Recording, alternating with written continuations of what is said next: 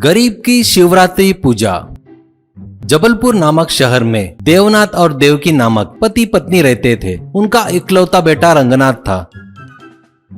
वो स्कूल में होने वाली प्रतियोगिता में आगे रहने वाला लड़का था।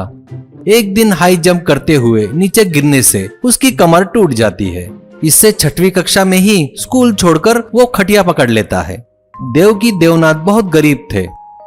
देवकी 4 घरों में खाना बनाने का काम करती थी और देवनाथ ऑटो चलाकर कमाए हुए पैसों से काट कसर करके घर चलाता था। देवकी बचपन से ही भगवान शिव जी की भक्ति थी। वो इस घर में आते वक्त दादा परदादाओं के जमाने से पूजा कर रहे एक चांदी की शिवलिंग को लाकर अपने घर के छोटे से मंदिर में रखकर हर रोज पूजा करती थी।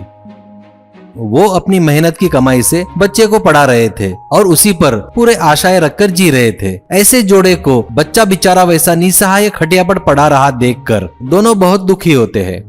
एक दिन दरवाजा खटखटाने की आवाज आती है तो देवनाथ दरवाजा खोलता है। तभी एक 50 साल की औरत, ए तू देवनाथ है ना? बहुत बड़ा हो गया है, कभी क्या देखा था तुझे? तू बहुत छोटा था, काशी से आई हूँ तुझे देखने के लिए, कहकर देवनाथ को धकेलकर अंदर आकर देवकी को देखकर, तेरे पति को रिश्ते में मैं आत्या होती हूँ। अपने ही एक दूर के रिश्तेदार ने बताया कि देवनाथ यहाँ रहता है, करके मैं यहाँ आई हूँ मिलने। कहकर खटिया के पास जाकर, ये क्या है रे, स्कूल नहीं गया क्या? खटिया पर ही सोया है, ऐसा कहती है। तभी देवनाथ, इसकी कमर टूट गई है जी, उठना बहुत कठिन है, ऐसा कह रहे हैं। तभी वो, ऐसा क्या देख रहा है रे, मैं दुर्गा हूँ, तुम्हारी दूर की रिश्तेदार हूँ, तुम्हारी आत्या हूँ। अब इसे आत्या करके बुला, मैं रोज तेल लगाकर तुम्हारी मालिश करूंगी, महीना बदलने से पहले उठकर खड़ा हो जाएगा। कहकर, मैं स्टेशन से नहाकर आई हूँ, किचन यही है ना, खाना मैं ही बनाऊंगी। 12 बजे तक 2-4 घास नहीं खाए तो कमजोरी आ जाएगी मुझे। कहकर देवकी को ढकलकर अंदर जाती है। देवनाथ और देवकी एक दूसरे का चेहरा देखने लगते हैं।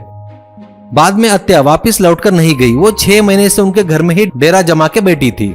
देवकी और देवनाथ बेचारे सीधे साधे रहने के कारण घर के बड़े का पद उसने ले लिया था, तो वो भी चुपचाप देखते रह गए थे। एक दिन उस आत्या का भाई बोलकर मदन मल्होत्रा करके एक आदमी आया। वो भी रहकर खाकर अब कहीं जाने की जरूरत नहीं, वैसे ही वहां पर रह गया। बेचारे वो लोग सरकारी दवाखाने में बच्चे के ऑपरेशन के लिए रात दिन करके जमा किए हुए 20,000 रुपये पर उनकी नजर पड़ी। उतना ही नहीं, देवकी जिस चांदी के शिवलिंग की पूजा करती थी उस पर भी उनकी नजर पड़ी। इस शिवलिंग को बेचे तो बहुत पैसे मिलेंगे करके समय का इंतजार कर रहे थे। उस दिन महाशिवरात्रि थी। देवकी सुबह से अगले दिन सुबह तक उपवास करके दीक्षा में रहकर शिवलिंग की पूजा कर रही थी। उस दिन हल्की बारिश थी। वो अब बैठने लगी, बिजली चमकने लगी।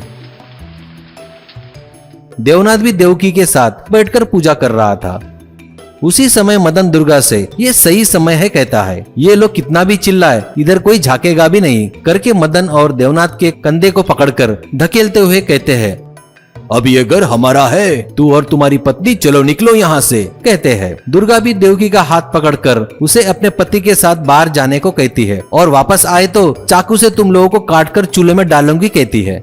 ऐसे दोनों को बाहर धकेलकर दरवाजा बंद करते हैं। देवनाथ और देवकी दोनों जन दरवाजा ठोकते हुए, अरे दरवाजा खोलो कह रहे थे और बेटा रंगा ऐसा चिल्ला रहे थे। तभी अंदर से मदन, ज्यादा चिल्लाए तो तेरे लड़के को मार दूंगा, कल इसे सरकारी दवाखाने के वार्ड में सुला दूंगा, आकर देख लेना अपने लड़के को, ऐसा कहता है। ये सुनकर उस बारिश में देवनाथ और देवकी दूर जाते हैं। तभी अंदर से लड़का माँ करके चिल्लाते रहता है। वैसे ही जाते जाते जंगल में एक पेड़ के नीचे बैठ जाते हैं। उस बारिश में कुछ देर बाद बारिश रुक जाती है।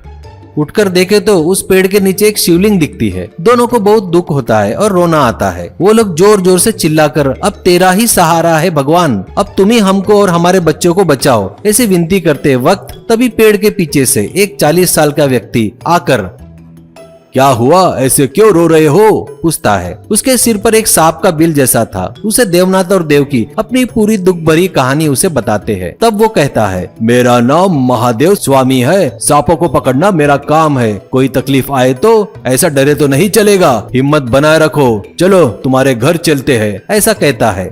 कितना भी दरवाजा ठोके तो मदन और दुर्गा दरवाजा नहीं खोलते।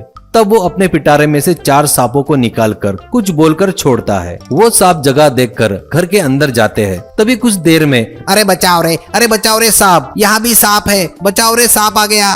दरवाजा खोलकर मदन दुर्गा भागते हुए बाहर आते हैं। तभी महादेव स्वामी दोनों को पकड़कर जमकर धुलाई करते वक्त देवकी रंगा रंगा कहते हुए अंदर जाती है। महादेव की मार खाकर मदन दुर्गा बगैर पीछे देखे वहां से भाग जाते हैं।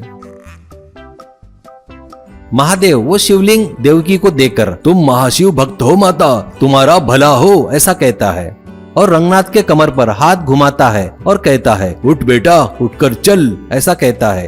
तभी रंगनाथ उठकर खड़ा होकर माँ पिताजी कहकर उनके पास जाता है। देवकी देवनाथ और रंगनाथ हाथ जोड़कर खड़े होते हैं। तब महादेव स्वामी अपने पिटारे के साथ वहां से चले जाते हैं।